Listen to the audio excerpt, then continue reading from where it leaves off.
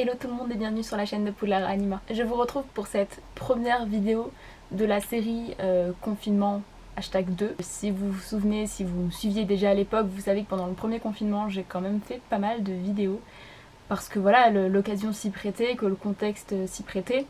Et je pense que ça va être pareil pour ce deuxième confinement. J'ai plein d'idées de vidéos à vous faire qui, je l'espère, vous plairont. Donc là ça va être la première série, on va dire, la première vidéo de cette première série. Je vais donc vous présenter la pile à lire que je compte lire du coup pendant ce confinement. En même temps c'est surtout des lectures qui me font envie actuellement, j'ai essayé de faire des petites recommandations assez éclectiques pour que vous puissiez avoir des idées. Petit disclaimer au début de cette vidéo, je pense que c'est essentiel. Si vous pouviez pendant le confinement vous informer autour de vous pour savoir si les librairies indépendantes autour de chez vous font le click and collect, ce serait super parce que c'est vrai que les librairies indépendantes vont avoir besoin de nous dans cette période un petit peu mouvementée et compliquée au niveau économique. Donc s'il vous plaît, essayez de regarder un petit peu autour de vous si vous avez moyen d'acheter des livres vraiment dans des librairies autour de chez vous avec ce système du coup de vous commander en ligne, vous pouvez aller chercher votre commande en magasin. Moi en tout cas j'ai fait un petit stock, j'avais déjà un petit stock mais je suis allée acheter quelques mangas et quelques romans avant le confinement, donc je ne pense pas que j'aurai besoin d'y retourner pendant. Mais on sait jamais. Dans tous les cas, voilà, je voulais vous faire une petite sélection de livres à lire pendant le confinement. Il y en a certains que je suis sûre de lire, d'autres un peu moins. Mais en tout cas, voilà, c'était pour vous faire un petit peu une sélection assez éclectique et j'espère que la vidéo vous plaira. Vous aurez également un vlog la semaine prochaine, je pense. Un vlog indécemment long. Voilà, vous avez l'habitude des vlogs longs avec moi, mais alors là, on explose les records, réellement. Ce vlog est beaucoup trop long et encore il n'est pas fini, donc je dois encore rajouter une dernière séquence, ça va être... Bref, bon courage pour ceux qui vont le regarder. Mais je vais vous parler de pas mal de trucs dans ce vlog, donc j'espère que ça vous intéressera quand même. Je vais surtout vous parler de mon alternance et de ma situation de vie actuelle, qui pourra un petit peu expliquer pourquoi je vais pouvoir vous faire pas mal de vidéos dans les prochaines semaines. Et je vais vous parler pas mal de lectures. J'ai lu énormément dans les 2 semaines, on va dire, où j'ai tourné ce vlog. Donc j'espère vraiment que cette vidéo vous plaira. Bref, cette introduction est beaucoup trop longue, donc on va commencer avec cette petite pile à lire. Le premier livre que je voudrais lire, c'est un livre que je n'ai pas en format papier, mais que j'ai reçu de la part de l'auteur en e-book. Donc je vous mets la couverture ici. Il s'agit de Revival de A.D. Martel, donc c'est une auteure auto-éditée. Et ça m'a intriguée directement parce que c'est un roman où on est immergé, il me semble, dans un jeu vidéo, d'après ce que j'ai compris. Et j'avais trouvé le concept assez sympa, c'est un roman assez court, je crois qu'il fait 200 pages en e-book. Et le concept m'intriguait pas mal, donc c'est vrai que je me suis dit que ça pouvait être sympa de découvrir ça. Je vous mettrai tous les résumés dans la barre d'infos si ça vous intéresse. Un deuxième roman que j'aimerais lire en auto-édition, que j'ai aussi reçu en service de presse, vous allez le voir unboxé dans mon vlog justement de la semaine prochaine. Il s'agit de Prophétie, le premier tome, donc qui s'appelle Les Marqués, de l'auteur Dédé, qui me l'a du coup fait parvenir la semaine dernière. Je l'ai rapidement commencé quand je l'ai reçu la semaine dernière parce que ça m'intriguait pas mal. C'est de la fantaisie, on va suivre un jeune enfant qui s'appelle Sémérian qui vit à l'ancien royaume de Dia. Et cet enfant va être adopté par une femme qui s'appelle Jacine. Et en fait ce petit garçon il a une marque sur la tête d'après ce que j'ai compris, et cette marque va impliquer de nombreuses choses pour sa vie. Et donc le but ça va être de réintroduire ce qu'ils vont appeler du coup les marqués, ces personnes qui ont ces marques sur la tête dans le royaume, puisque c'est un petit peu des parias actuellement. Donc voilà, ça avait l'air vachement sympa, j'ai lu une trentaine de pages. Et je vais continuer parce que vraiment j'ai beaucoup aimé l'écriture de l'auteur. La seule chose qui me dérange, et en soi c'est pas vraiment de la faute de l'auteur, c'est une question de mise en page. C'est un auto-édité à mon avis de chez Amazon. Et bien déjà il n'y a pas les numéros des pages en bas, donc je les ai rajoutés au crayon de papier, page par page, parce que je suis un petit peu inflexible sur le sujet. J'ai vraiment besoin d'avoir les numéros des pages, c'est débile mais voilà. Et quelques erreurs de mise en page, mais encore une fois c'est vrai que c'est compliqué avec l'auto-édition sur Amazon, donc dans tous les cas ça n'enlève rien à la qualité du récit. Vous allez peut-être revoir dans cette vidéo pile à lire des romans que j'avais mis dans ma pile à lire du challenge Magus. Oui, parce qu'en fait mon challenge Magus, j'ai lu beaucoup de romans, beaucoup qui étaient dans ma pile à lire, mais j'en ai aussi lu beaucoup qui n'étaient pas dans ma pile à lire officielle, donc ça fait qu'il y a certains romans qui étaient dans ma pile à lire officielle et qui n'ont pas été lus. D'autant plus que le challenge Magus n'est pas encore terminé puisqu'il se termine à la sortie du tome 4 qui est le 5 novembre et aujourd'hui nous sommes le 30 octobre. Donc j'ai encore quelques jours pour les lire. on va dire. Et donc typiquement il y avait le premier tome des Aventuriers de la mer de Robin Hobb. Vous connaissez mon amour pour Robin Hobb, donc vous savez à quel point j'ai envie de lire ce roman. Ça va être du coup dans le même univers que l'Assassin Royal, donc les 6 duchés, avec des personnages différents. Et j'ai vraiment hâte de voir ce que ça peut donner parce que Robin Hobb quoi. Pour moi ça suffit. Ensuite je vais me lire en lecture commune avec ma petite Clem le roman Circé de Madeline Miller, qui me fait extrêmement envie depuis extrêmement longtemps. Il me semble que je vous l'avais mis dans ma pile à lire du challenge Magus et qu'au final du coup je l'ai décalé parce qu'on devait le lire en novembre avec Clem. J'ai lu autre chose pour la catégorie féminisme, il me semble que c'était pour féminisme. En tout cas voilà, je vous ferai d'ailleurs un bilan du challenge Magus pendant le confinement, hein, pour vous parler un petit peu séries et livres que j'ai lus au cours des mois de septembre et octobre. Et voilà, du coup j'ai pas lu Circé et ça va être chose faite dans le mois de novembre et j'ai vraiment trop hâte. Du coup c'est un roman qui va réinterpréter le mythe de Circé. Circé qui est donc une nymphe, donc la fille d'un dieu et d'une mortelle qui vit à l'Olympe, mais dont le caractère détonne. Et c'est vrai que c'est apparemment un roman qui est très féministe. Du coup j'ai vraiment hâte de me lire ça parce que en plus avec la réappropriation de la mythologie, je trouve toujours que c'est hyper intéressant. Donc j'ai hâte de voir ça. Ensuite, un roman que vous allez voir dans mon prochain book haul. D'ailleurs, le prochain book haul va aussi arriver dans les prochaines semaines. Et lui aussi, il est indécemment énorme. Voilà. J'avais dit, après l'énorme book haul numéro 3 que je vous avais fait, que je me calmerais. Et en fait, j'ai reçu beaucoup de services de presse. Et du coup, c'est un peu la cata. J'ai acheté beaucoup de mangas aussi, beaucoup, parce que comme vous pouvez le voir, j'ai une nouvelle petite bibliothèque de mangas.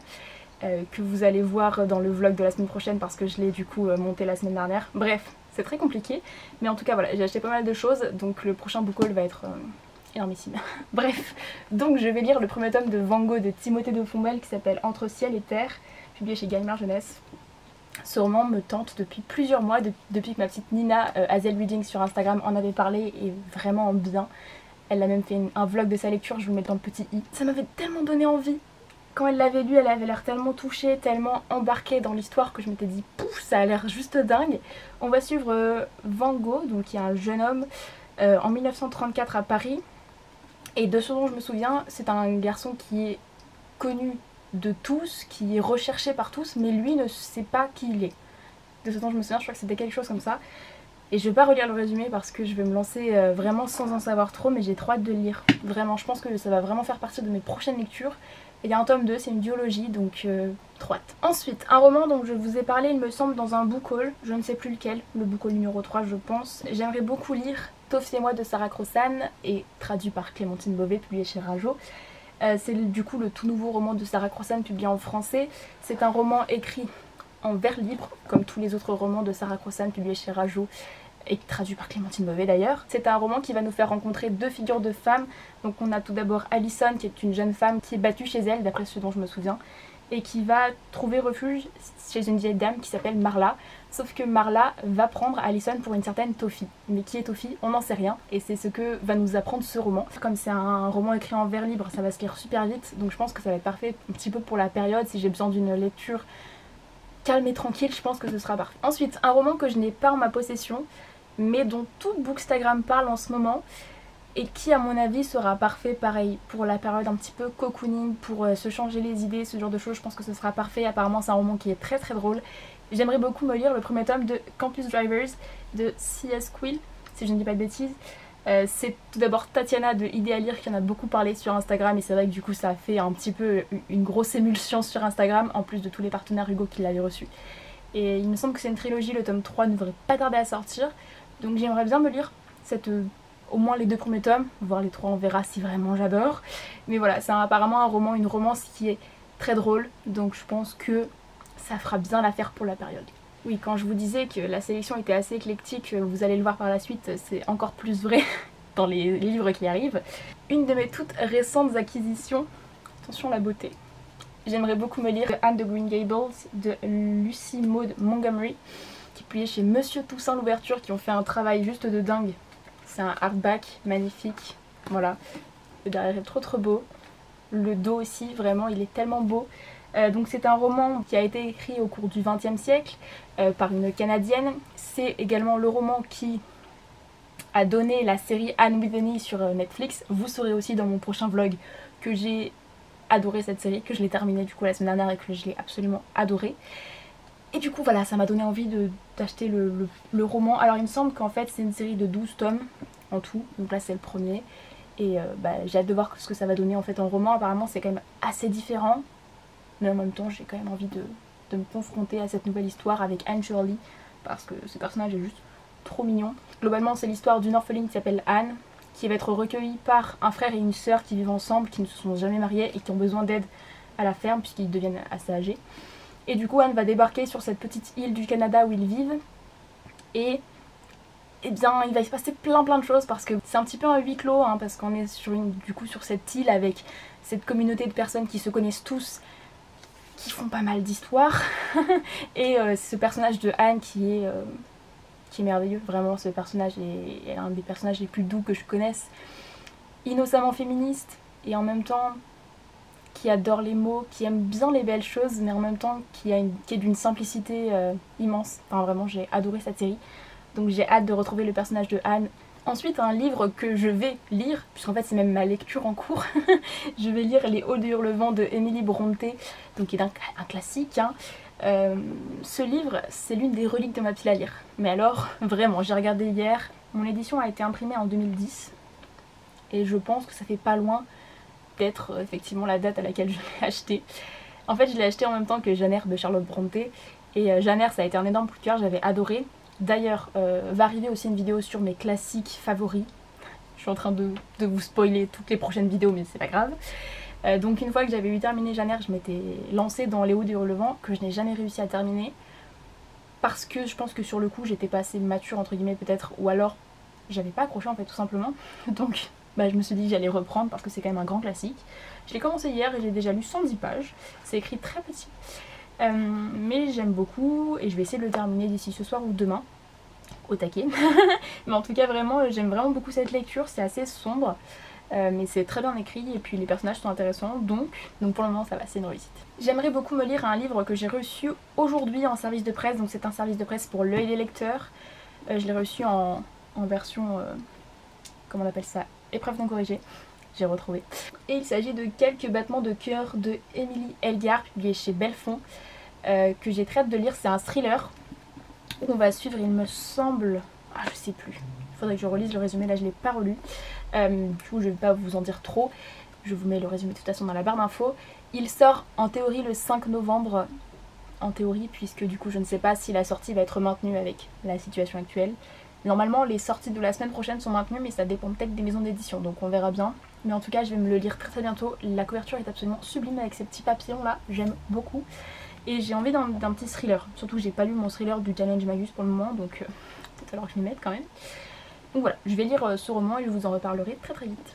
J'aimerais aussi lire un roman que j'ai acheté hier. Vraiment ce book haul va être indécent. Plus j'y pense et plus je me dis qu'il y a beaucoup de choses. Bref, donc c'est un roman que j'ai acheté sur les conseils d'un ami de ma maman. Damien, si tu passes par là, je sais que tu regardes mes vidéos, donc petit coucou. Du coup un ami de ma maman qui justement a eu ma maman au téléphone il y a quelques jours et qui lui a dit « Oh, j'ai regardé une vidéo d'Amélie récemment et je me suis dit qu'il fallait que je lui conseille le roman que j'ai adoré, et qui est donc La Messagère du Ciel de Lionel Davout, qui est donc le premier tome des Dieux Sauvages. J'ai acheté l'édition de chez Folio SF et vraiment, elle est trop jolie, j'aime trop. C'est une petite pavasse, hein, c'est de la fantaisie. On se retrouve dans un empire, le glorieux empire d'Asretia. Oui. On va suivre Merian qui est une trappeuse, mais qui plus est c'est une femme, et les femmes dans cet univers sont très mal vues, donc ça va être un petit peu, j'ai l'impression, un récit un peu féministe aussi. Donc j'ai hâte de voir ça, c'est quand même comparé à George R.R. Martin et Brandon Sanderson, donc je pense qu'on est sur quelque chose d'assez ouf. C'est de la fantasy francophone, c'est quand même assez rare pour être souligné, et en fait il me fait super envie depuis que je l'ai acheté hier, je suis en mode je veux le lire. Donc ça va être pareil, une de mes prochaines lectures. Surtout qu'en ce moment j'ai vraiment envie de fantaisie un peu plus adulte. Je pense que c'est parce que je suis vraiment assidûment la chaîne de Lorraine, Les Mots d'Imaginaire, et qu'elle me donne envie de lire plein de choses, notamment Les Salauds Gentilshommes, que je n'ai pas en ma possession mais vraiment il me fait super envie.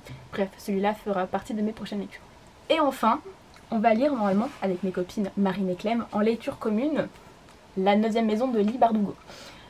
À la base, je ne comptais pas acheter ce livre, parce que il y avait beaucoup d'émoi autour de ce roman. C'est vrai que sur Instagram on n'a fait que de parler de lui quand il est sorti. De même qu'ils sont en train de beaucoup parler de Nevernight de Jay Kristoff parce que c'est la nouvelle parution à nouveau de chez De Saxus.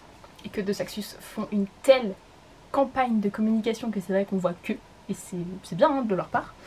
Ça veut dire qu'ils ont un bon dispositif de communication. En tout cas c'est vrai que sur le coup je me suis dit bof, les Lee Bardugo. Vous le savez, j'avais fait un vlog sur Grisha, ça a été une bonne lecture mais sans plus. Les Six of Crows, j'ai lu le premier tome mais j'ai toujours pas lu la suite. Pas parce que j'ai pas aimé mais parce que voilà, ça m'a pas non plus transcendé de malade. Et du coup, bon j'étais un peu réticente. Mais finalement, je me suis dit que c'est quand même quelque chose de très différent parce que là on est vraiment sur un roman adulte. C'est de la Dark Academia, donc on va suivre une jeune fille qui s'appelle Galaxy qui est à l'université de Yale, il me semble, oui. Et qui va intégrer la 9e maison. La 9e maison qui est l'une des 8 sociétés secrètes de l'université de Yale où il va se passer des choses un petit peu étranges. J'ai pas envie d'en savoir trop encore une fois, j'en ai déjà beaucoup trop entendu parler pour relire le résumé. J'ai vu autant d'avis négatifs que de très bons avis. Donc c'est vrai que j'avais quand même hâte de me faire mon avis à moi. Et puis en fait, je comptais pas l'acheter à la base, mais quand j'ai vu qu'il y avait encore cette magnifique édition hardback chez mon libraire, je l'ai prise parce que je me dis que rien que pour l'objet livre, ça vaut le détour quoi. Mais je sais, je suis quelqu'un qui se base sur l'esthétisme, mais ce n'est pas grave, on assume. Donc voilà, j'ai fini de vous présenter cette petite sélection. Ça fera une vidéo plus courte que ce que je vous propose habituellement, puisque là on est à 21 minutes de tournage. Donc j'espère quand même que cette vidéo vous aura plu, même s'il change de l'habitude.